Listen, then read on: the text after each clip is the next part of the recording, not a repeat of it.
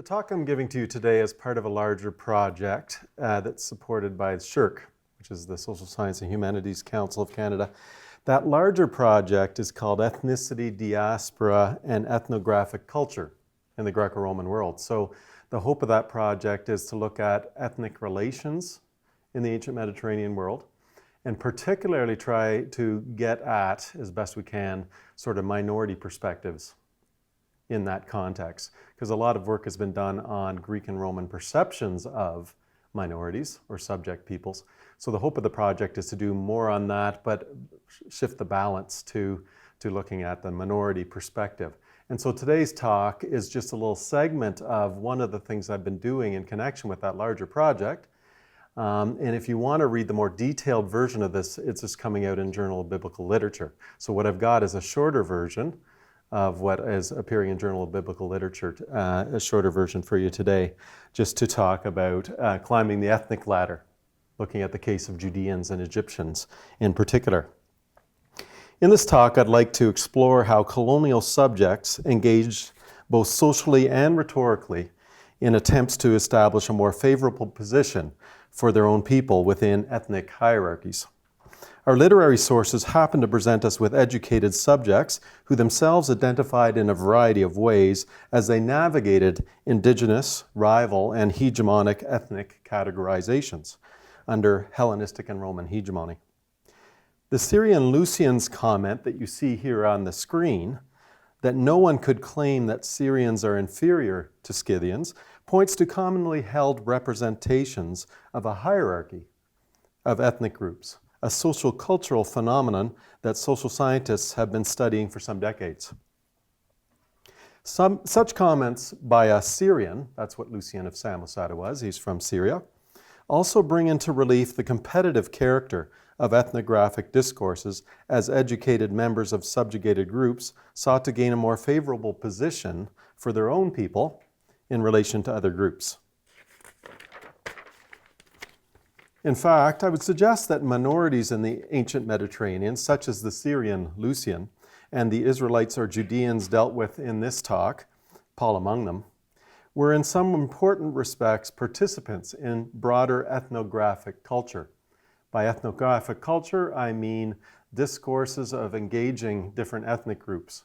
One ethnic group, a member of one ethnic group describing in the form of writing the practices and views of another ethnic group. So this is what we mean by ethnography when we talk about the ancient context, to distinguish from modern anthropological ethnography, obviously, right? I would suggest that Philo, Paul, and Josephus instantiate common strategies adopted by minorities in the ancient Mediterranean world. And the social scientific literature on ethnic hierarchies helps us to understand how complicated and polyvalent such strategies were. Members of ethnic minorities who self-identify as Israelites or Judeans in the Hellenistic and Roman eras demonstrate at least two main strategies for positioning one's own group on a higher or more favorable rung of an ethnic ladder. Strategies that are not mutually exclusive. On the one hand, the process sometimes entailed adoption of widely accepted hegemonic ladder, while knocking some other ethnic group down to a lower rung on the ladder, like the low rung the Scythians occupy in the Greek ethnic hierarchy that Lucian and others reflect. Same quote there sort of illustrates it. Subjects of culturally hegemonic powers could jostle for a position by taking on the categories or representations of a dominant group, in other words. In this case, Greeks or Romans, taking on the Greek and Roman perspective and struggling with other ethnic groups that are categorized low in that same perspective. The second main strategy, on the other hand, adopted by the likes of Philo, Paul, and Josephus, was also possible, a strategy in which members of subordinated groups formulated an entirely different hierarchy with the person's own group at the pinnacle, thereby implying a lower status for all other peoples, including Greeks and Romans. So these two strategies we find represented in a variety of different contexts, and even within the same author's perspective, shifting back and forth between these two different strategies, rather than it being one or the other. First, let me explain a little bit about social scientific insights on ethnic hierarchies. Social scientists interested in how ethnic groups maintain a sense of belonging tend to emphasize two interrelated factors: internal identifications by members of the group and external categorizations or stereotypes formulated by outsiders. So this is where the stereotypes comes into it. It is the latter of the two factors, stereotypes, that are so instrumental in understanding socially shared representations within a particular society that result in the ranking of specific ethnic groups. These representations are what Luc Hagedorn and others call an ethnic hierarchy, and I've put that quote up on the screen there for you. As Hagedorn explains, in a multi-ethnic context, each group will have stereotypes about several outgroups, accentuating negative differences from the in-group. Outgroups will be placed further away from or further below the in-group, the larger and more important these differences are. This means that the process of differentiation unavoidably entails a rank ordering. In this way, stereotypes generate an ethnic hierarchy. So this is what we mean by ethnic hierarchy in this context. A particular ethnic hierarchy may reflect priorities of a culturally hegemonic group. Yet studies by Hagedorn and others show that the process of intergroup interactions sometimes results in the hierarchy being taken on and shared by subordinated ethnic groups, even though such groups may initially be placed low in the hegemonic ranking. In other words, minorities accepting, in some cases, the negative categorization of themselves within the overall hierarchies that exist in a particular society. In some cases, therefore, both the hegemonic group and subordinated ones in a particular society may have consensual rankings of specific peoples, while simultaneously subordinated groups still struggle with one another for a more favorable position on lower rungs of the ladder. In other cases, those ranked low in a common hierarchy may construct alternative hierarchies, is what Hagedorn found, that benefit their own people's position. We will encounter both of these processes in the ancient context. Sometimes those competing for lower rungs rhetorically or socially ally themselves with those at the top of the hegemonic ladder as a strategy to move up. Let me talk about the starting position of Judeans and Egyptians for a little bit here, which is a low starting position within the hegemonic hierarchy. Why would the likes of Philo, Paul, and Josephus feel a need to jostle for a higher position for Israelites or Judeans in a commonly shared ethnic hierarchy, or to assert an alternative stratification? Why would the relative position of Judeans be connected with that of another people, such as Egyptians? A few words about how ethnic hierarchies were constructed in antiquity will set the stage for noting the low starting position of both Judeans and Egyptians in common hegemonic hierarchies. There were at least two main interrelated legitimizing ideologies that served to support Greek and Roman hegemonic ethnic hierarchies. First of all, there was the notion of geographical distance from a center, with Athens or Rome as the cultural center, and a supposed degradation of honor, culture, and society as one got further and further away from Athens, with the most inferior peoples being most remote. Herodotus of Halicarnassus, who employs the language of honor here, shows an awareness of this concept when he explains a tendency of the Persians. So he attributes it to the Persians' ways of doing things, but this is really, he's describing what happens in both from the Greek perspective as well, without necessarily recognizing that the tendency was common among Greeks as well. So here's the quote you see on the overhead there. They honor most highly, the Persians do, honor most highly those who live closest to them, next those who are next closest, and so on, assigning honor by this reasoning. Those who live farthest away they consider least honorable of all, for they think that they are the best of all people in every respect, and that others rightly cling to some virtue, until those who live furthest away are the worst. A second main factor beyond this geographical center idea that could play a role in legitimizing ethnic rankings pertains to ancient theories regarding the environment. This brings in the four humors and the four elements. The climate, natural features, and geographical terrain of a place were often considered instrumental in shaping the physical and mental characteristics of a people, something attested as early as the 5th century in both Herodotus' histories and Hippocrates, or Pseudo-Hippocrates, airs, waters, and places. A very common expression of this was that a consistently cold environment created courageous people with plenty of spirit. Those are the language, sort of spirit is the language here. Whereas a consistently hot environment created soft, effeminate, or slavish people.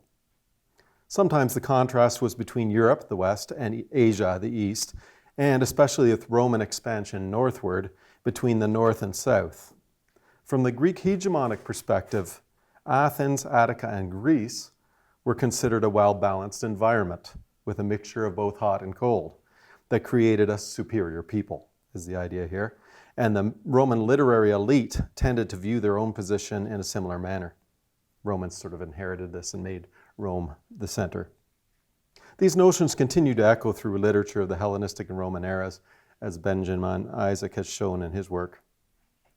The tendency to emphasize the relative inferiority of non-Greek or non-Roman peoples can be seen in literature about people from Israel, but it is not peculiar to this people. Isaac's study surveys Greek and Roman negative stereotypes about Persians, Phoenicians, Egyptians, and Germans, for instance. Some examples will illustrate the hegemonic positioning of peoples from Judea or Israel low on the ladder.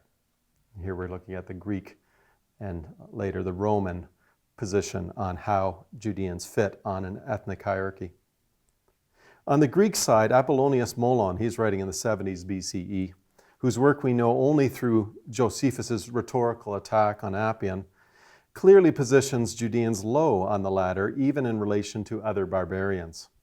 According to Josephus, this Greek rhetor from Alabanda and Caria characterized Judeans as, quote, atheists and haters of humankind, end quote, claiming that Judeans were, quote, the stupidest of all barbarians. Very harsh language, obviously. When Josephus summarizes things, he speaks of the Molons that, quote, rail against us as the lowest of humankind. The fact that a senatorial Roman like Tacitus was working with a commonly held ranking of ethnic groups with Judeans placed low becomes clear at several points in his discussion in the histories.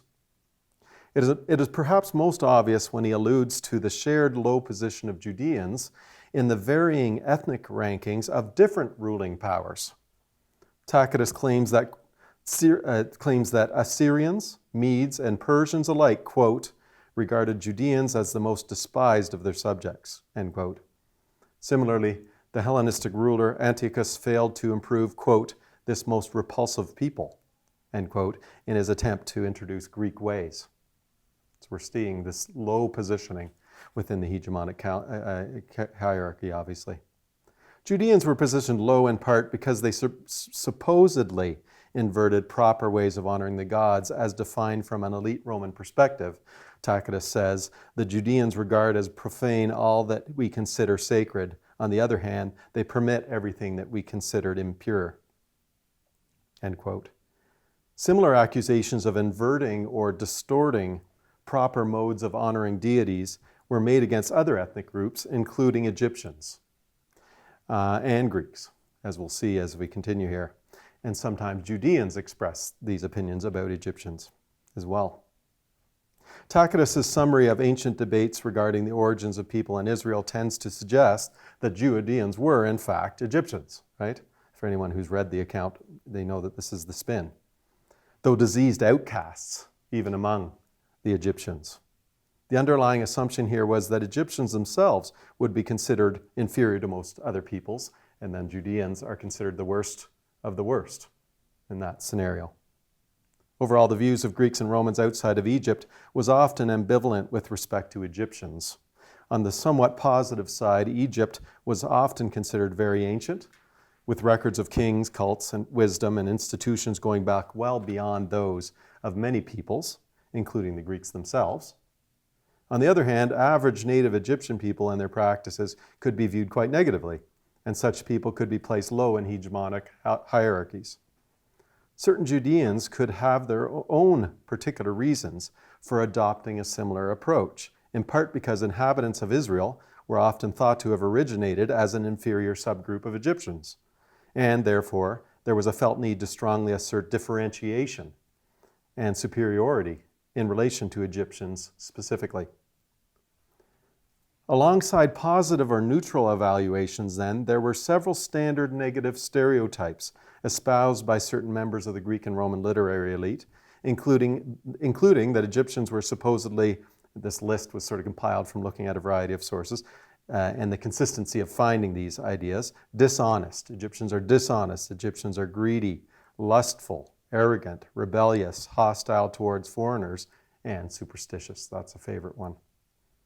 To cite a familiar senatorial voice, Tacitus says that, although Egypt is useful for its produce, it is subject to, quote, civil strife and sudden disturbances because of the fanaticism and superstition of its inhabitants, who are ignorant of laws and unacquainted with civil magistrates, end quote. Tacitus' complaint about superstition, superstitio here, a term that simply means that the people in question did not subscribe to the imperial elites' modes of honoring deities at the city of Rome itself, leads us to a key component in Greek and even more Roman criticism of Egyptians. One of the most widely attested stereotypes was that Egyptians engaged in improper or even despicable modes of honoring the gods, namely worshiping animals as it would be cast.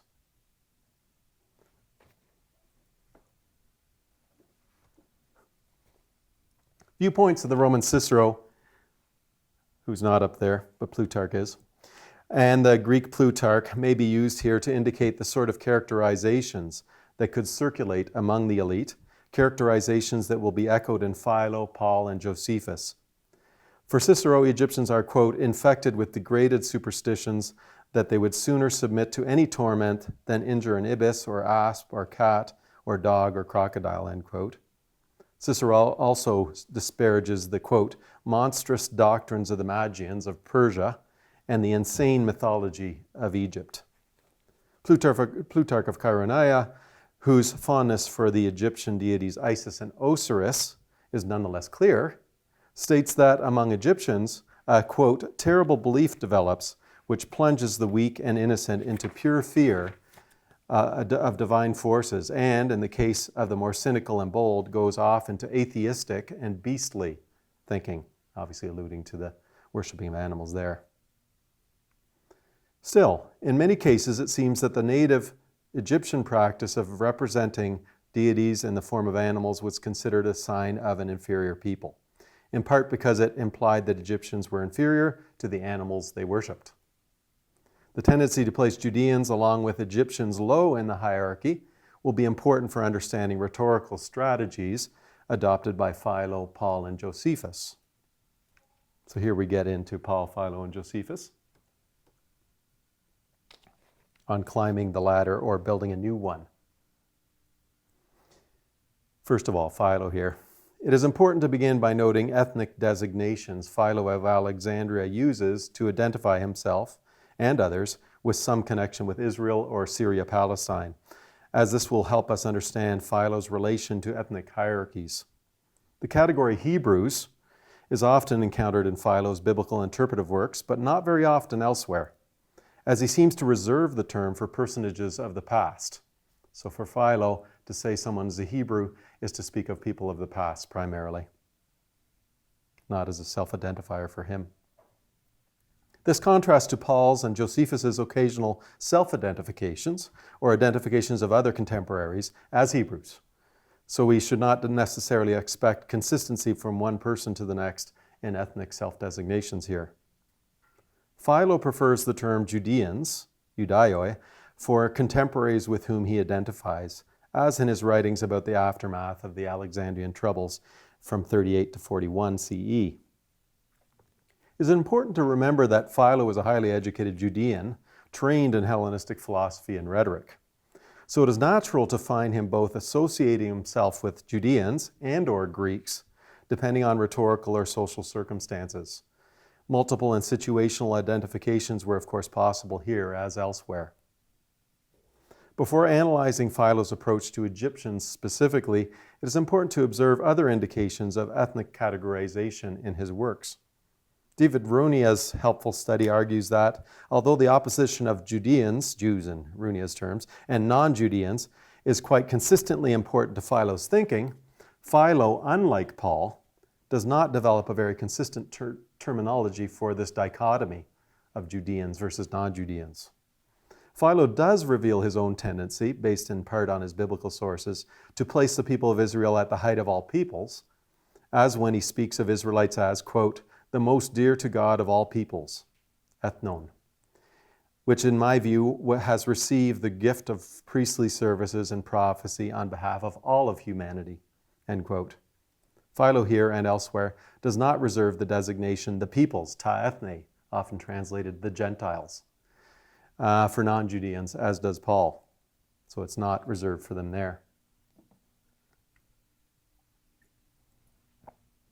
Another key passage about the relative position of ethnic groups in relation to Judeans occurs in the life of Moses, Philo's work still here. Here Philo asserts the superiority of the Judean people and its customs in relation to all other peoples, both Greeks and barbarians, to use his terminology. In the process, Philo refers to specific groups, including Athenians and Spartans for Greeks, and Egyptians and Scythians for barbarians. Then he states, we may fairly say that those from east to west, from every country, people, and city, show an aversion to foreign customs. They think that they will enhance the honor for their own by showing dishonor for those of other countries. It is not so with our customs. They attract and draw the attention of everyone. Barbarians, Greeks, inhabitants of the mainland and islands, peoples, ethne, of the east and the west, of Europe and of Asia, and of the whole world from end to end. So that's on your projected up there, I say. Yeah, it is. Part of that's up there. Philo quite clearly asserts the highest of positions for Judeans and their cultural practices in relation to all other peoples. In an interesting turn, Philo takes on a common Greek hegemonic categorization in speaking of the original language of the Bible, described as Chaldean by Philo, as a barbarian language, in contrast to Greek. So hear him describing the language of the Hebrew Bible as a barbarian language. This categorization may be an exception for Philo if Cattell-Barthelot's argument is correct, that Philo would more consistently place Judeans with Greeks and not barbarians in the dichotomy. Still, there is one other significant discussion where Philo speaks of wise men among barbarous peoples, listing Persian Magians, Indian Gymnosophists, and finally Judean Essenes, among the barbarous, wise barbarians, basically. Philo somewhat consistently portrays Greeks in a neutral or positive manner, sometimes placing this people at the height of human civilization. A Greek hegemonic hierarchy of ethnic groups is clear when Philo points to the irony that, while the lands of the barbarians are more fertile than those of Greece, this apparent superiority is, quote, counterbalanced by the inferiority of those who are fed by the produce, end quote. For, quote, Greece alone can be truly said to produce humanity, end quote, in its pursuit of true knowledge. So here a Judean very strongly taking on a sort of hegemonic position with the discourse of Greeks. There are hints that Philo adopts Greek environmental reasoning for positing this intellectual inferiority of barbarians and relegating these people to a lower position in the hierarchy. Among specific ethnic groups mentioned by Philo, Egyptians are most prevalent. This is due in large part to Philo's own context, obviously, as a Greek-speaking Judean settled in Alexandria in Egypt under Roman rule. But it also has something to do with a difficult history of relations between people associated with Israel and the people of Egypt. Philo himself lived at a time when ethnic rivalries were at a fever pitch between at least 3 different groups in Alexandria itself. These rivalries were due in part to the way in which the Roman authorities had reorganized Egypt, including the division of the population into a 3-fold political hierarchy, with Roman citizens at the top, Greek citizens of the cities below, and native Egyptians at the bottom, with Egyptians alone being subject to the poll tax. One of the consequences of this situation at Alexandria was a tendency for people on either side of a conflict to categorize opponents as, quote, Egyptians, or accuse adversaries of living like or having an equivalent status as Egyptians, with attendant derogatory implications. For example, Philo calling Alexandrians Egyptians, Josephus calling Appian an Egyptian, Isidorus, one of the Alexandrians, calling Judeans Egyptians. That's from a papyrus, that one. We know about rivalries involving Judeans primarily because around 38 to 41, there were significant incidents of violence involving both Judeans and other inhabitants of Alexandria. Violence that also entailed the destruction of Judean places of prayer and significant injury or loss on both sides. Here we are concerned not with the details of the riots, but with Philo's negative stereotypes about Egyptians in these accounts. These show how Philo elevates Judeans above Egyptians, while also aligning himself with some hegemonic perspectives in the process. In Against Flaccus, Philo draws on several common Greek and Roman characterizations of Egyptians that echo elsewhere in order to place Judeans in a higher position in an ethnic hierarchy in relation to Egyptians specifically. So battles between peoples who are both categorized low, battles between Judeans and Egyptians within the hegemonic hierarchy, right?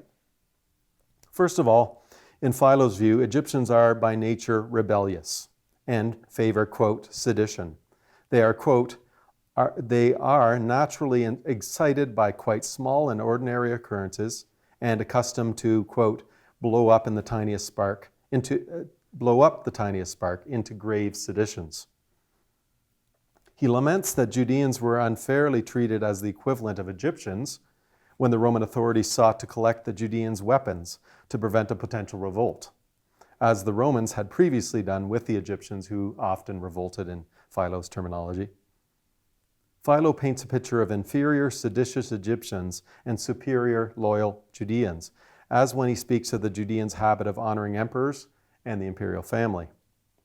This notion that Judeans should not be treated on a par with the lowly Egyptians also comes across clearly when Philo complains about the Egyptian form of punishment given to Judeans, which meant that, quote, Alexandrian Judeans fared worse than their inferiors and were treated like Egyptians of the lowest rank, end quote. These are glimpses into one side of a struggle among at least partially marginalized ethnic minorities to secure a higher position in the context of the Greek city of Alexandria under Roman rule. A second main characterization of Egyptians that is also common to Josephus is that they were prone to envy in relation to their betters, with Judeans assumed to be betters in this case. So this idea of envy, another ethnic group envying the other, both of them being in a low position. Philo explains that it was an incident involving the visit of Agrippa I that sparked the Alexandrian Egyptians' jealousy and innate hostility to the Judeans. That's his phrase. And they, quote, considered that any good luck to others was misfortune to themselves. A third stereotype about Egyptians pertains to their approach to deities. We're still on Philo here. On the one hand, Philo frequently, in at least 5 writings, complains of the, quote, godless, atheos, Egyptians, who were guided by both bodily and earthly passions, abithumia, and therefore chose to worship earthly things rather than the true God. Yet it is with respect to the focus on animal worship specifically that Philo clearly shares common ground with some hegemonic characterizations of Egyptians as an inferior people. According to Philo, for instance, the Emperor Gaius turned to the Alexandrians specifically in order to seek divine honors because, quote, the Alexandrians are adepts at flattery. How much reverence is paid by them to the concept of God is shown by their having allowed it to be shared by the indigenous ibises and venomous snakes and many other ferocious wild beasts, end quote. Elsewhere, in the Decalogue, Philo clarifies the peculiarity of this trait of the Egyptians, expanding the critique. Quote, they have granted divine honors to irrational animals. Egyptians have actually gone to a further excess. by choosing the fiercest and most savage of wild animals, lions and crocodiles, reptiles and venomous snakes, all of which they dignify with temples, sacred precincts, sacrifices, assemblies, processions, and the like. What could be more ridiculous than all this, he says? Indeed, foreigners on their first arrival in Egypt, before the delusion of the land has registered in their minds, are likely to die laughing at this. End quote. This tendency to worship animals is seen to align closely with the supposed stupidity of the Egyptians. There are also slight echoes of such views concerning animal worship in a letter of Paul. A comparison of Paul's ranking of ethnic groups with Philo's and Josephus's approaches is complicated by the genre of our sources and the rhetorical situations. Whereas some writings of Philo and Josephus are expressly concerned with addressing the position of Judeans in relation to other specific peoples, especially Egyptians, Paul's letters tend to have few explicit references to specific ethnic groups.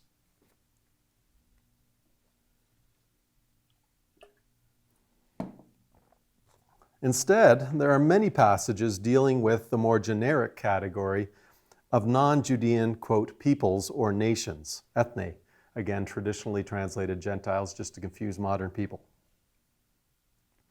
Moreover, Paul's own categorizations and hierarchies are dependent on the situation he addresses in a particular letter. They are rhetorically contingent. Paul, like Philo and Josephus, clearly identifies himself using ethnic and geographic descriptors for those connected in some way with Israel, Palestine, or its component parts. Judean, Israelite, or simply Israel, and Hebrew. This despite the fact that Paul's letters themselves show him to be a Greek-speaking Israelite who is highly educated in Hellenistic rhetoric and modes of communication. Paul often seems less concerned to compete with other peoples that were commonly placed low along with the Judeans, Egyptians, Syrians, Phoenicians, and Phrygians, for example, than to assert an alternative to the hegemonic ladder of the Greek and Roman literary elite. This alternative ranking has Israelites or Judeans on the top rung and well above all others. This is in some sense an inversion of the usual hierarchy, as a barbarian group becomes the superior people, a technique sometimes evident in the cases of Philo and Josephus as well. In Paul's case, this focus on an alternative hierarchy also fits with his overall concern to promote foreign or barbarian, the foreign or barbarian Israelite God in a Greek context, and to continue his contacts with these primarily Greek-speaking groups devoted to the Judean Messiah, something that Heidi Wendt explores at length. In writing to devotees of Jesus at the Roman colony of Philippi, Paul claims that he has reason to be confident in human terms because he comes, quote, from the people of Israel, end quote, and is, quote, a Hebrew born of Hebrews. This clearly implies a superior status for these identifications in comparison with other ethnic identifications, presumably including the self-identifications of his audience, whether that be Philippians or Macedonians or Greeks or Romans, if it's general like that. This despite the fact that Paul claims he also counts his status as Israelite and Hebrew as shit in comparison with the superior status of knowing Christ. Quote from Philippians there. Similarly, when faced with competition at Corinth, Paul playfully and angrily boasts that, like the super apostles, he too is a Hebrew and an Israelite, and, by implication, not to be considered inferior, as he belonged to some lesser people, as if he belonged to some lesser people. So he's taking on the position of the superiority of Israelites in these contexts. With regard to the situation in Rome, Paul seems to be dealing with non-Judeans, looking down on those who choose to follow Judean ancestral customs. So we're in the Roman city of Rome here. Here Paul clearly places his fleshly kin, the Israelites, highest among peoples due to what the Israelite God gave them, the covenants, the law, the promises, the patriarchs, the Messiah. This positioning aligns with Paul's continuing argument in this letter that Judeans are first, and by implication, foremost. Quote, to the Judean first and also to the Greek. This phrase being repeated over and over again in the letter to the people at Rome, as you may know if you've read that one. Here, like Carolyn Johnson Hodge and others, I take Paul's first and foremost, proton, to have a hierarchical sense instead of, or as well as, a temporal one. It is important to remember the tendency among people in the ancient world to think that older or earlier is better or superior, as Josephus' strategy will also show shortly here. In other words, Judeans are, in this rhetorical context, placed higher on Paul's ethnic ladder than Greeks. The image of Israelites as the original tree and branches, and the Greeks or peoples as branches grafted on later, also in Romans, fits with this priority for Judeans. Of course, at the same time, Paul is also concerned to posit that there is, in some other sense, quote, no difference between a Judean and a Greek, end quote, in terms of potential adoption or inclusion in God's people, if people call on the Lord or are baptized into Christ, sort of language that Paul uses for distinction there. The lack of distinction also relates to Paul's notion that both Judean and Greek are equally condemnable and equally savable in Romans still. In this respect, I'm in agreement with Hodge's point that in Paul's letter to Rome, Judeans and Greeks, quote, are separate but hierarchically related peoples. Paul's olive tree metaphor enables Paul to describe an affiliation of connected but separate ethnic peoples, all of whom are now loyal to the God of Israel. So not obliterating ethnic distinctions, actually reinforcing them. In his letter to those in Galatia, Paul is dealing with a situation where the membership of his uncircumcised, non-Judean or Greek audience is at issue. And he emphasizes his principal aim of including the peoples, ethne, without requiring circumcision. There are still clear signs of Paul's general characterization of non-Judeans as, quote, failures or sinners, if you want to translate it that way, nonetheless. Such incidental phrasing, calling all non-Judeans failures, such incidental phrasing implies a placement of Judeans at the top of the ladder, despite his assertion in this same letter that there is, quote, neither Greek nor neither Judean nor Greek, end quote, among those who are initiated into his own groups. Some of Paul's identifications, therefore, plainly assert or imply the superiority of the people of Israel, even though he does not reveal a clear ranking for specific groups within that. Instead, he tends to generalize about the inferior peoples, everyone who's not Judean, from which some turn to the superior ethnic God of the Israelites. Paul's characterization of the peoples often draws on common discourses found among Judean literary elite concerning the inferiority of ethnic groups beyond the Israelites. Frequently, this inferiority is expressed by way of certain Judean stereotypes about the behavioral tendencies or common failures of these other peoples. The two most important ones are that non-Judean peoples tended towards, one, improper relations to their gods and rejection of the true God in the form of honoring created objects, creatures, or images. In other words, idolatry is the one-word catch of that. The second one is improper sexual behaviors. Porneia is the Greek word that he likes to use for that. These are the two failures of all people who are not Judeans or Israelites. The two faults could be closely related, as when the wisdom of Solomon states that, quote, the idea of idols was the beginning of fornication. Or when Paul asserts that God hands non-Judeans over to sexual perversion because of their idolatry. This idea of non-Judean people's inherent tendencies, which result in alienation from the true God, is what likely underlies Paul's summary statement about his own ethnic group in relation to all others. In Galatians, he uses the phrase, we ourselves, who are Judeans by birth and not failures from among the peoples, end quote. Paul's assumption of these stereotypes about non-Judeans results in a generally negative portrayal of the peoples unless they had, quote, turned to God from idols to serve a living and true God, end quote, to take a little phrase from 1 Thessalonians there.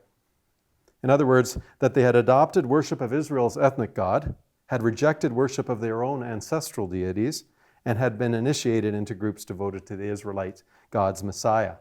So the change potentially in inferiority only follows those specific those things. I would suggest that this is the context in which to understand Paul's repeated comments to those in Rome about there being no difference between Judean and Greek, and his comment to the Galatians that for those baptized into Christ, there is neither Judean nor Greek. Unlike Philo and Josephus, Paul does not directly denigrate Egyptians in lifting up the Judeans. He uses the slave Hagar, expressly an Egyptian slave in the narrative of Genesis 21, as a negative example with whom his Galatian addressees are not to identify, but he doesn't expressly pinpoint her being Egyptian in that context. But it may be implied in his usage of that figure from the Hebrew Bible to put forward a negative example. Furthermore, there are hints of ethnographic discourses regarding Egyptians, for example, when Paul characterizes the failure of other peoples to infer from nature the prime importance of the Creator God of the Israelites. Paul does so in part by speaking of the process of the peoples in exchanging, quote, the glory of the immortal God for images resembling mortal man or birds or animals or reptiles, end quote. Again, not expressly saying he's talking about Egyptians, but clearly having in his mind the Egyptians as the model of what he's contrasting the Judean perspective from. The final three terms are most significant here since they suggest that Paul has recognizable negative assessments about Egyptians foremost in his mind. This may be a hint that Paul, too, sometimes adopted the commonly accepted ethnic ladder in positioning Egyptians low on the rungs as a strategy to place Judeans higher than a people with whom they were sometimes identified. There are further signs of Paul's adoption of Greek or Roman elite approaches to categorizing other peoples. That's it. He clearly shows an awareness and, in certain respects, an acceptance of common Greek perspectives that divided humanity into Greeks on the one hand and barbarians on the other. In other words, of course, this division mirrors Paul's own more common opposition between Israelites or Judeans on the one hand and every other people on the other. In other words, the Judean category of the peoples, Gentiles, is functionally similar to the Greek category of the barbarians. Maybe an obvious point. Both reflect in-group language for some other peoples and not terms that anyone would use to identify themselves unless they were adopting the perspective of the dominant or ostensibly superior ethnic group. The Greek-barbarian dichotomy is employed by Paul, at least occasionally, and for certain aims.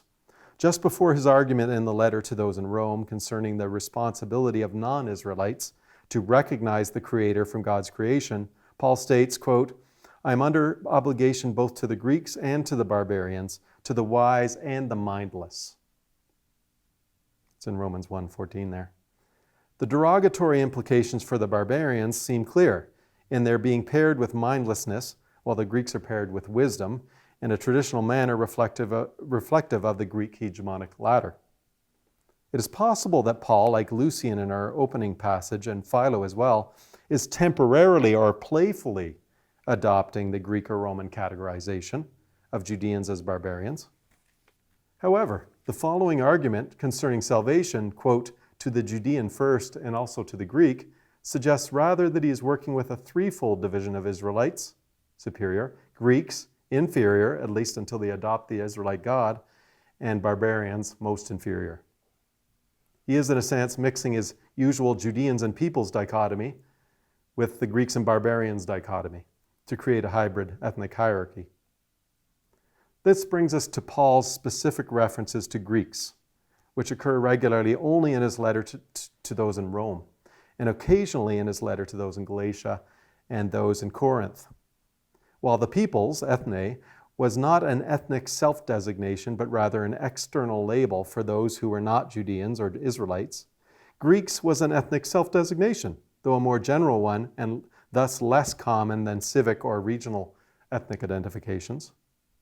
Paul's usage of Greeks in the letter to Rome, however, suggests fluidity between his use of the generic peoples category and his use of Greeks. In other words, Greeks and Gentiles are starting to be indistinguishable in the way he approaches them.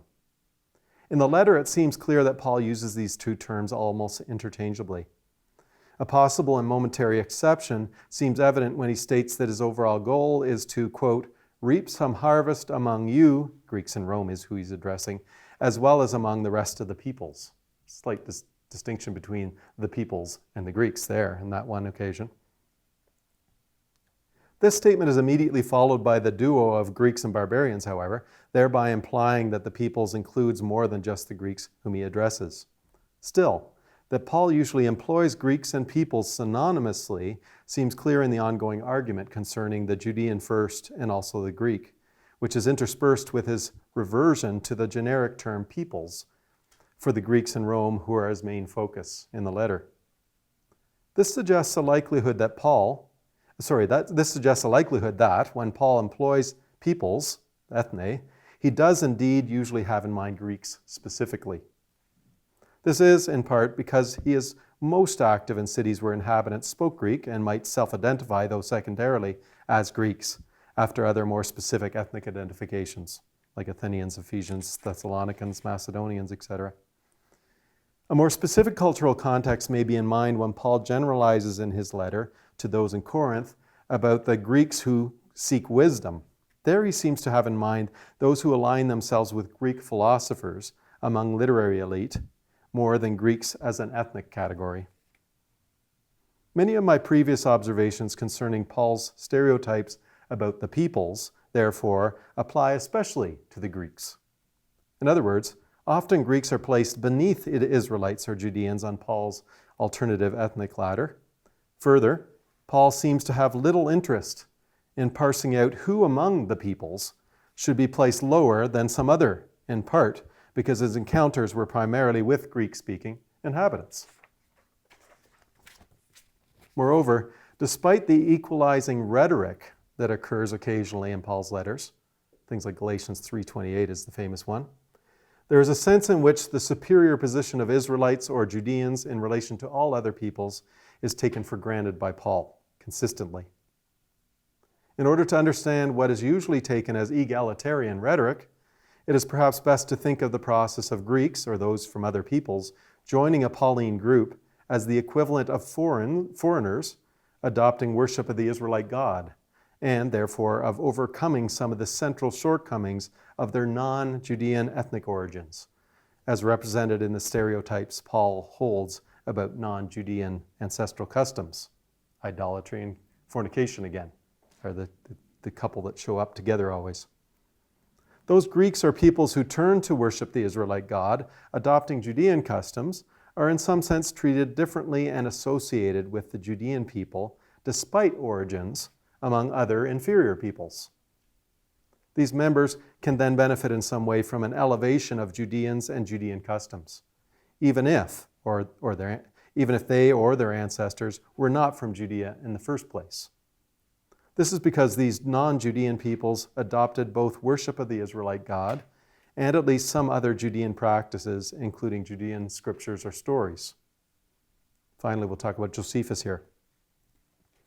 Josephus directly confronts negative stereotypes about Judeans by Greek, Roman, and Egyptian authors, particularly in his attack called Against Appian, as we will see presently. In terms of self-understanding, Josephus emphasizes his origin from a priestly family of Jerusalem. And so in some respects, we are getting a perspective from the heart of the Judean elite under Roman rule. Josephus self-identifies as both a Hebrew and a Judean, depending on circumstances, and he prefers the designations Israelites and Hebrews rather than Judeans for those of the biblical past, slightly different than Philo's way of doing that. There are at least a few cases where, with different aims, Josephus seems to take on Greek or Roman categorizations in identifying himself or other Judeans as barbarians, in juxtaposition with Greeks, and one of these will occupy us soon. Although many ethnic groups in Josephus Against Appian, although many ethnic groups appear in Josephus Against Appian, most prominent is his sustained interest in Egyptians and in positioning Judeans in relation to Egyptians, who were often categorized as barbarians by many literate Greeks and Romans. One of the most noteworthy things about Josephus' refutation of his ostensibly Egyptian opponent, Appian, he casts him as always Egyptian, for our purposes, is how the work reflects variations on each of the two main strategies that minorities could employ in ranking other peoples. The ones I began the whole paper with, in other words, the two strategies. He illustrates them both. Josephus attempts to counter what he considers an Egyptian viewpoint, which places Judeans at the bottom of the ladder, while he also attempts to refute common Greek perspectives that may dismiss Judeans as inferior barbarians. In other words, Josephus constructs or represents two different ethnic hierarchies, with the rhetorical situation determining which of the two is more prevalent. In fact, the very structure of the first part of Josephus' work is founded on these two approaches. In his first section of Against Appian, Josephus' principal aim is to demonstrate the antiquity and therefore superiority of Judean people by appealing to very old, non-Greek sources that refer to the people of Judah or Israel. Here, Josephus will be largely rejecting the Greek hegemonic ladder, where Greeks are at the top and all others below, with barbarian nations at the bottom. Instead, Josephus portrays peoples who were usually considered barbarians by Greeks, Egyptians, Phoenicians, Babylonians, or Chaldeans, as the oldest and most reliable sources of knowledge and history, even more reliable than Greek historical sources. Josephus adopts this approach because he wants to establish the antiquity, the oldness of Judean ancestral customs, and he must admit there are very few early attestations of the Judeans in Greek historians, but many in non-Greek Eastern sources. Hence, the barbarians are the best record keepers in this whole first half of Appian's work, of Josephus' work against Appian.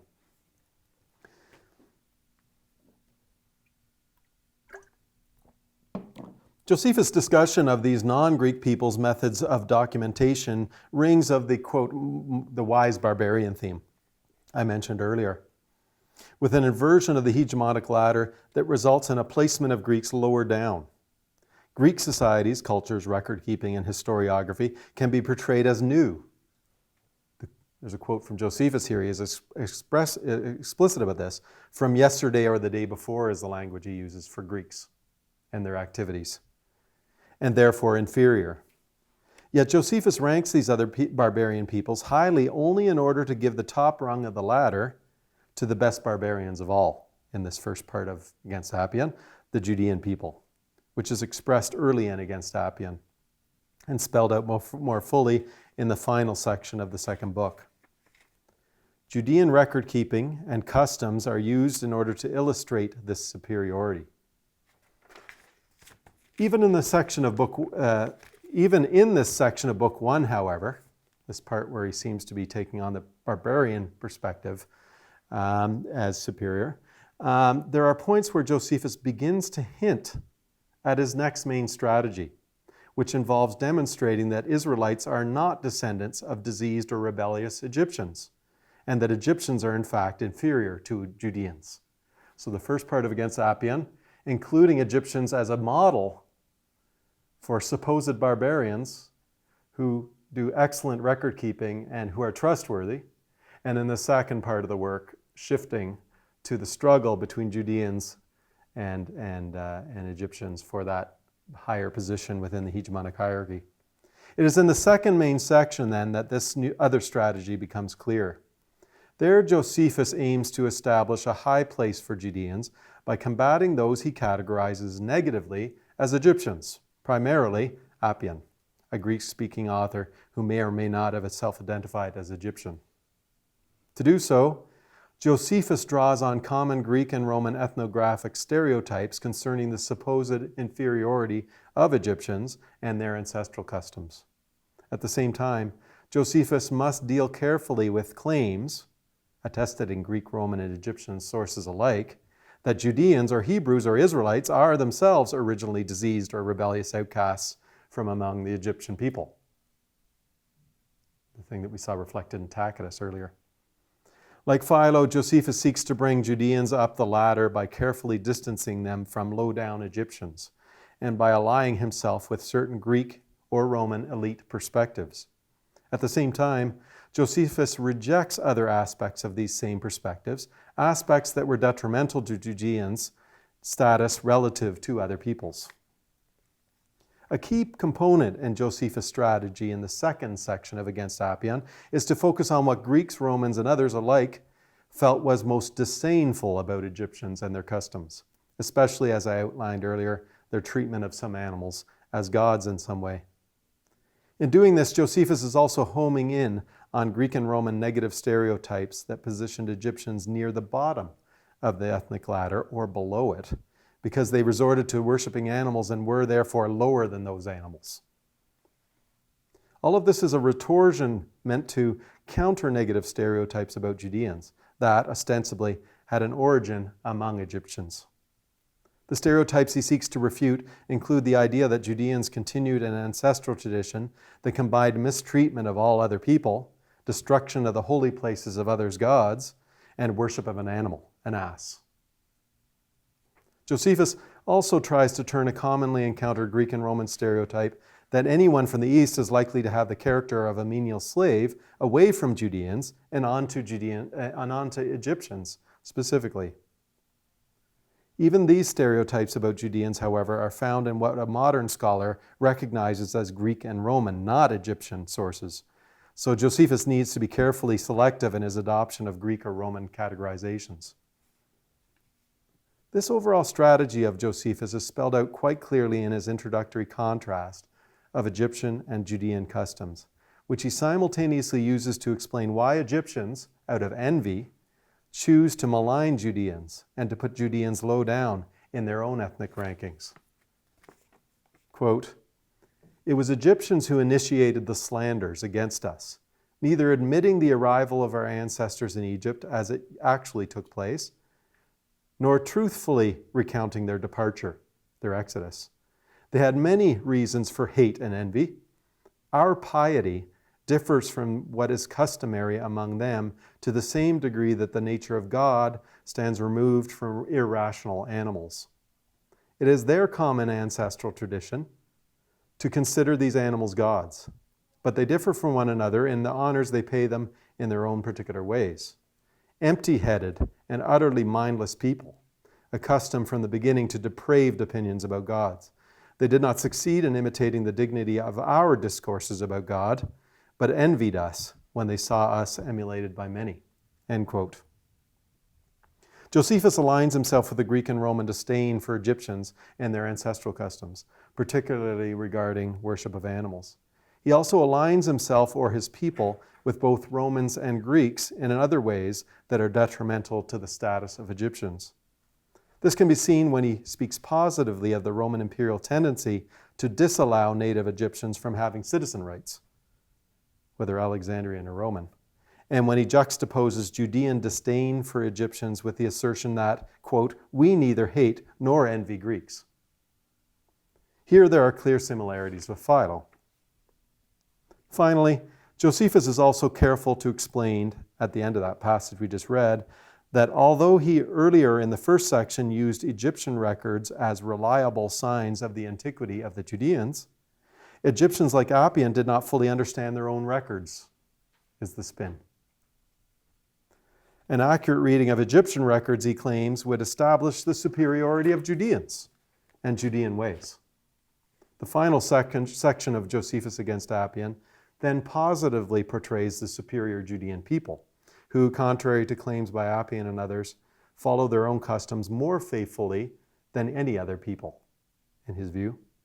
Judeans, Josephus argues, put forward a model for other peoples, including the wisest of the Greeks, to follow, a model that points to Judeans being placed above Greeks on the ethnic ladder. And I'll leave it at that for now and open it up to questions rather than reading more of the conclusion in that.